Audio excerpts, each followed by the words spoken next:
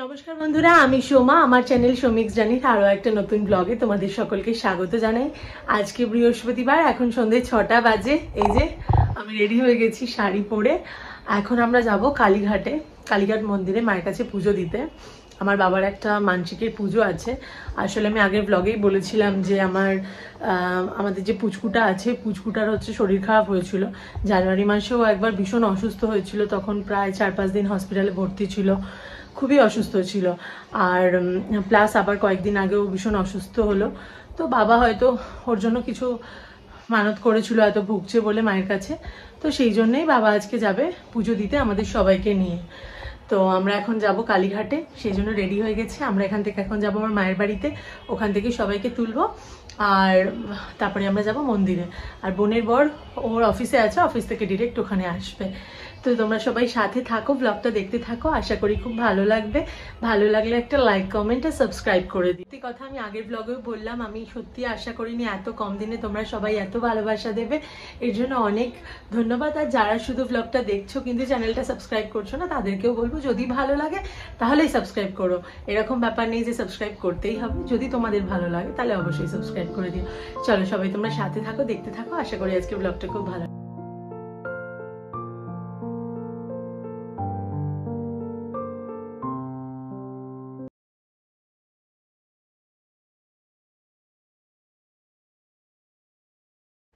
পৌঁছে গেছি একদম বাড়ির কাছাকাছি। এইটা হচ্ছে সরকারহাট মোড়। এখান থেকে ওয়াকিং ডিস্টেন্স 5 মিনিট মতো, আর গাড়িতে 2-3 মিনিট মতন সময় লাগে আমার মায়ের বাড়ি যেতে। এখানেই আমার ছোট থেকে বড় হয়ে ওঠা। যে বোনও এসে গেছে, মা আর পাপা, বাবা ওরাও আসছে। পাপা দেখুন না, আজকে দিদুনের সাথে ম্যাচিং করেছে। ফটো নেবে, ফটো তোল না, ওই দেখ না, এখন খুব ফটো তোলার পোজ দেয়। ওই দেখ, হ্যালো হ্যাঁ করে তো, হ্যাঁ দূর থেকে ওটা জ্বালা, আনন্দটা পাচ্ছে না। কোথায় যাচ্ছি? বুঝতে পেরেছি, আমি ভিডিও করছি, দেখ না। এবার দেখ না, পোজ দেবে, দাঁত বের করে দেবে। এটা নেবে ওটা নেওয়ার জন্য। এই যে পাপা, এই যে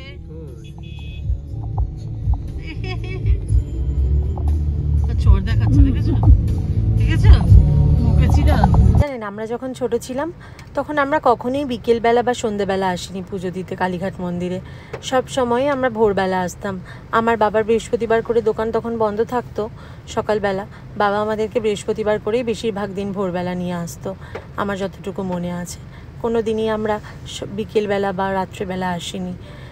এই কিছু বছর হলো বিয়ের পর থেকেই আমরা বিকেলবেলা করে আসি। আর বাবাকে দেখুন না, এখানে মাননীয়ার একটা ফটো লাগানো আছে কালীঘাটে।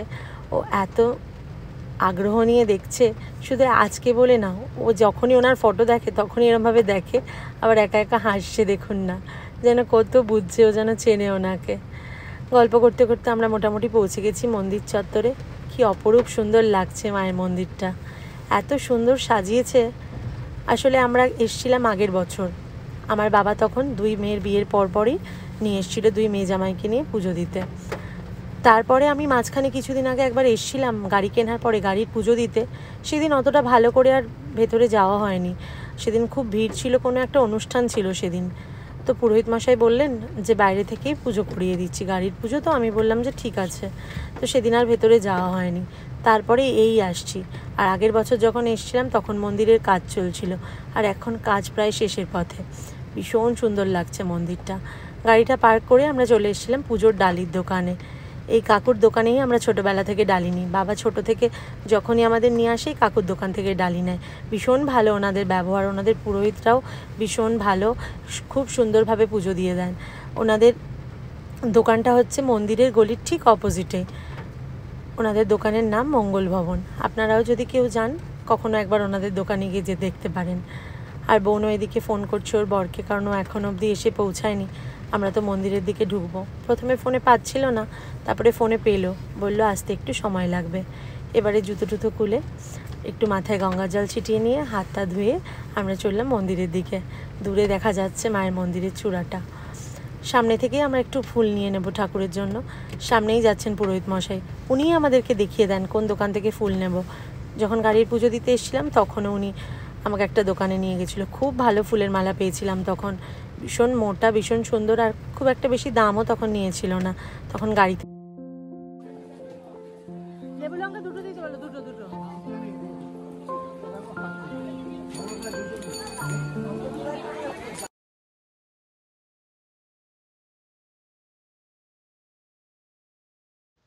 সব কিছু কেনাকাটা করে পুজোর ডালি নিয়ে, মালা ফালা নিয়ে, ধূপ মোমবাতি নিয়ে এবার আমরা মন্দিরের ভেতর প্রবেশ করছি। তো আমি একজনকে জিজ্ঞেস করছিলাম যে ভেতরে ক্যামেরা অ্যালাউ আছে, তো উনি আমায় বললেন যে হ্যাঁ এখানে অ্যালাউ আছে। পুরোহিত মশাইও তাই বললেন, যেখানে করতে পারবেন, একদম মন্দিরে ঢোকার মুখে, তখন আর করা যাবে না। প্রত্যেকটা মন্দির সুন্দর করে সাজিয়েছে। এখানে দেখুন রাধাকৃষ্ণর মন্দিরটা কত সুন্দর করে সাজিয়েছে। বোন আজকে যাবে না মন্দিরের ভেতরে, আর আশিকও যাবে না মন্দিরের ভেতরে। ও আসে কিন্তু ভেতর অবধি যায় না কখনো। আর বোনের বড় তো এখনও এসে পৌঁছলো না, তাই বাবা বলল যে আমরা লাইনেই দাঁড়াবো। খুব বেশি লাইন নেই, ওনারা বললেন আজকে নাকি খুব ফাঁকাই আছে সন্ধ্যে থেকে। তো বাবা বলল যে আমরা তাহলে একটু লাইনেই দাঁড়াই, যেহেতু লাইন অল্প আছে, তাহলে বোনের বড় এসে পৌঁছে যেতে পারবে। সেই জন্য আমি, মা, বাবা আর পাপা, আমরা চারজন মিলে গিয়ে একটু লাইনে দাঁড়াবো। তারপরে বোনের বর আসলে তারপরে আমরা ঢুকবো।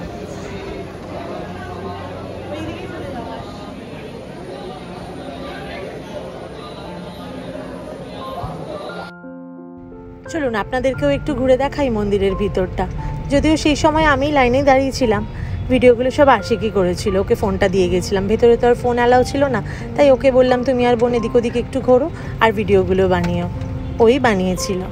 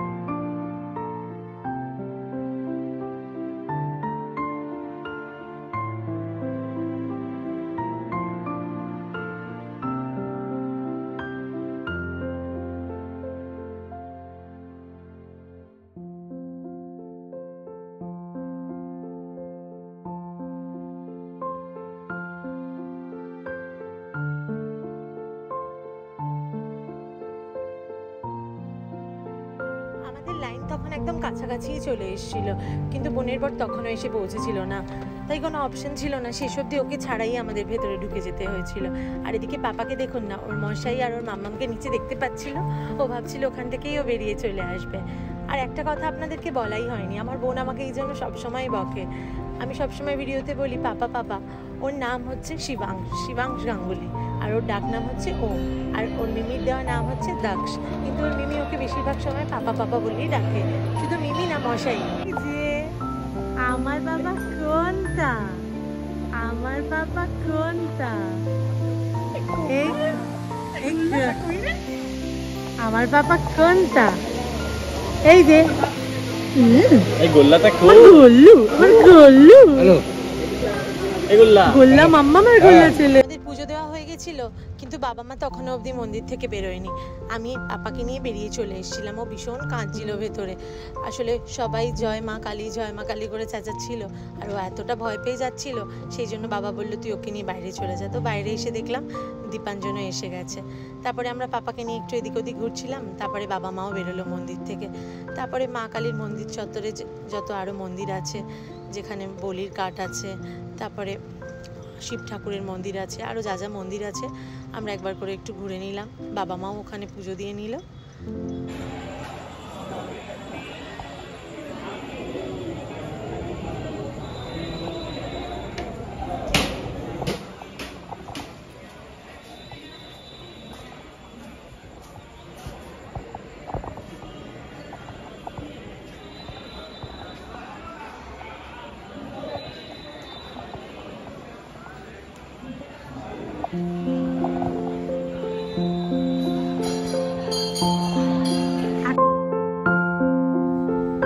বাবা যখন এই শিব মন্দিরগুলোয় পুজো দিচ্ছিল তখন কতগুলো ছোট ছোট মেয়ের সাথে দেখা হয়েছিল জানেন।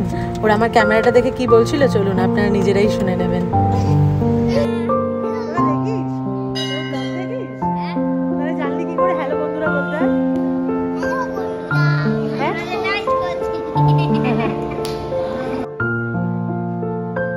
আসলে ওরাও দেখে ইউটিউব, আর ইউটিউবে ওরাও এরকম ব্লগ দেখে থাকে, তাই ওরা জানে যে ক্যামেরা দেখলে বা ব্লগে এরকমভাবে হ্যালো বন্ধুরা বলতে হয় বা হাই গাইস বলতে হয়।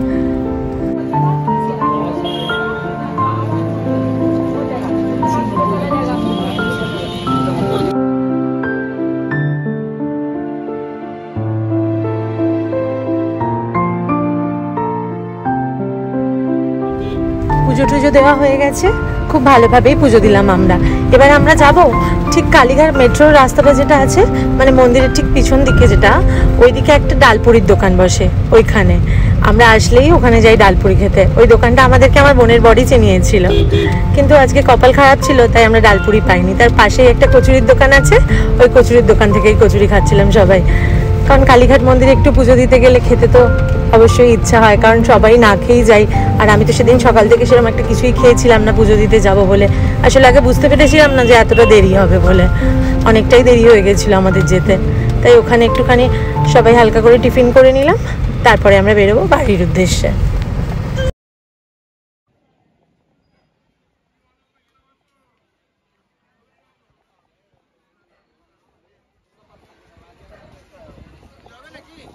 না না হয়ে গেছে।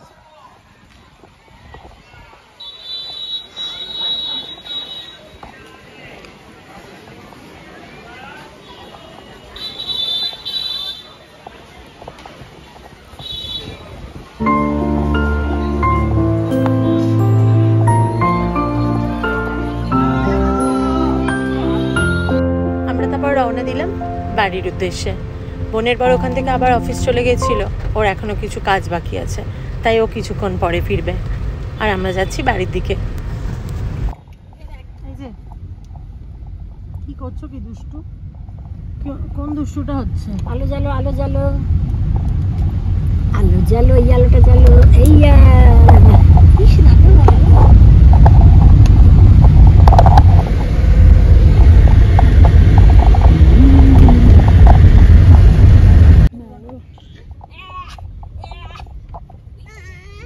কি হলো? এই যে নাবা নাবা, ওকে নাবা, এই বাবা, এই যে 1 2 3। কোথায় নেমেছিস? ভিডিও করছি, এবার কিছু বলবো। তুই কোথায় নেমেছিস বল আগে। কোথায় করে? আমরা চলে এসেছি একদম বাড়ির কাছাকাছি, মাদেরকে নামিয়ে দেবো, তারপরে আমরা যাব সোজা বাড়ি। তাহলে আমার আজকের ব্লগটা এখানেই শেষ করছি। সবাই ভালো থাকবেন, আর আমার ব্লগটা ভালো লাগলে একটা লাইক কমেন্ট করে দেবেন।